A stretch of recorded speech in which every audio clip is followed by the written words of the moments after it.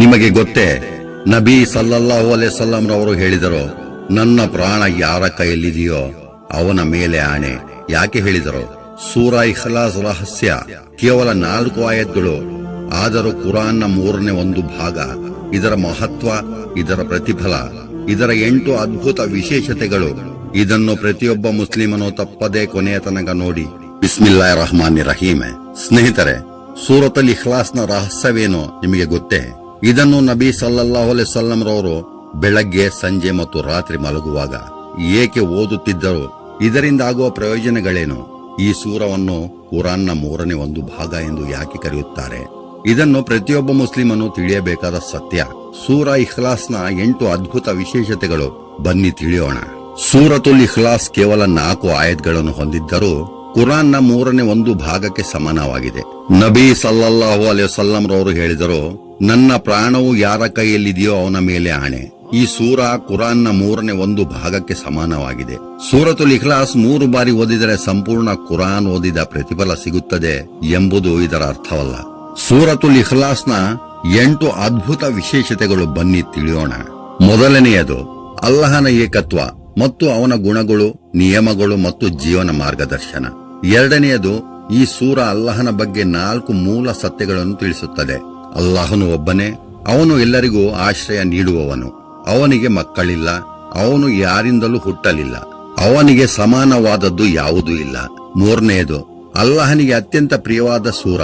ಕೆಲವರು ಬಂದು ನಬಿ ಸಲ್ಲಲ್ಲಾಹು ಅಲೈಹಿ ವಸಲ್ಲಂ ರವರ ಬಳಿ ಹೇಳಿದರು, ಒಬ್ಬ ಸಹಾಬಿ ರದಿಯಲ್ಲಾಹು ಅನ್ಹು ರವರು ಪ್ರತಿಯೊಂದು ನಮಾಜ್ನಲ್ಲಿ ಸೂರತುಲ್ ಇಖ್ಲಾಸ್ ಓದುತ್ತಿದ್ದಾರೆ.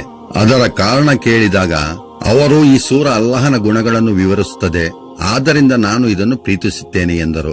ಆಗ ನಬಿ ಸಲ್ಲಲ್ಲಾಹು ಅಲೈಹಿ ವಸಲ್ಲಂ ರವರು ಹೇಳಿದರು, ಅವರಿಗೆ ತಿಳಿಸಿ, ಅಲ್ಲಾಹನು ಅವರನ್ನು ಪ್ರೀತಿಸುತ್ತಾನೆ.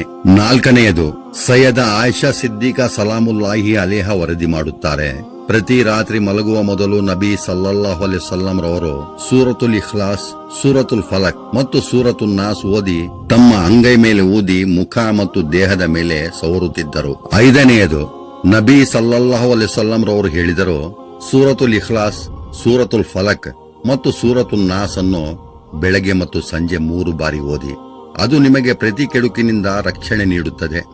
ಆರನೆಯದು ಸೂರತುಲ್ ಇಖ್ಲಾಸ್ನಲ್ಲಿರುವ ಅಲ್ ಅಹದ್ ಅಂದರೆ ಒಬ್ಬನೇ ಮತ್ತು ಅಸ್ ಸಮದ್ ಅಂದರೆ ಎಲ್ಲರಿಗೂ ಆಶ್ರಯ ನೀಡುವವನು ಎಂಬ ಮಹಾನ್ ಹೆಸರುಗಳು ಅಲ್ಲಾಹನ ಪರಿಪೂರ್ಣತೆಯನ್ನು ತಿಳಿಸುತ್ತದೆ. ಏಳನೆಯದು ಅಲ್ಲಾಹನಿಗೆ ಮಗನಿದ್ದಾನೆ, ಅಲ್ಲಾಹನು ಮನುಷ್ಯನಾಗಿ ಬಂದನು ಅಥವಾ ಅಲ್ಲಾಹನಿಗೆ ಸಮಾನರೂ ಇದ್ದಾರೆ ಎಂಬ ಯಾವುದೇ ನಂಬಿಕೆಗಳನ್ನು ಈ ಸೂರಾ ಇಖ್ಲಾಸ್ ಸ್ಪಷ್ಟವಾಗಿ ನಿರಾಕರಿಸುತ್ತದೆ. ಎಂಟನೆಯದು ಈ ಸೂರವನ್ನು ಅರ್ಥ ಮಾಡಿಕೊಂಡು ಆಗಾಗ ಓದುವುದರಿಂದ ಅಲ್ಲಾಹನ ಮೇಲಿನ ನಂಬಿಕೆ ಗಟ್ಟಿಯಾಗುತ್ತದೆ, ಶಿರ್ಕ್ನಿಂದ ದೂರವಿರಲು ಸಹಾಯ ಮಾಡುತ್ತದೆ, ಅಲ್ಲಾಹನ ಮೇಲಿನ ಪ್ರೀತಿ ಮತ್ತು ಭರವಸೆ ಹೆಚ್ಚಾಗುತ್ತದೆ. ಸೂರತುಲ್ ಇಖ್ಲಾಸ್ ಕೇವಲ 4 ಆಯತ್ಗಳ ಸೂರ ಅಲ್ಲ, ಇದು ಇಸ್ಲಾಮಿನ ಅಡಿಪಾಯವಾದ ತೌಹೀದ್ನ ಘೋಷಣೆ.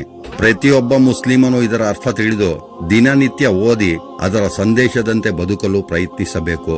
ಅಲ್ಲಾಹ್ ಸುಬ್ಹಾನಹು ವ ತಆಲಾ ಒಬ್ಬನೇ, ಅವನನ್ನೇ ಆರಾಧಿಸಬೇಕು ಎಂದು ಈ ಸೂರ ಸಾರಿ ಹೇಳುತ್ತದೆ. ತಮಗೆ ಈ ವಿಡಿಯೋ ಹೇಗೆ ಅನಿಸಿತು ಎಂದು ಕಾಮೆಂಟ್ ಮಾಡಿ, ನನ್ನ ಚಾನಲ್ ಸಬ್ಸ್ಕ್ರೈಬ್ ಮಾಡಿ, ಲೈಕ್ ಮಾಡಿ, ಶೇರ್ ಮಾಡಿ. ಮುಂದಿನ ಸಂಚಿಕೆಯಲ್ಲಿ ಮತ್ತೆ ಭೇಟಿ ಆಗೋಣ. ಅಸ್ಸಲಾಮು ಅಲೈಕುಂ ವರಹಮತುಲ್ಲಾಹಿ ವಬರಕಾತಹು.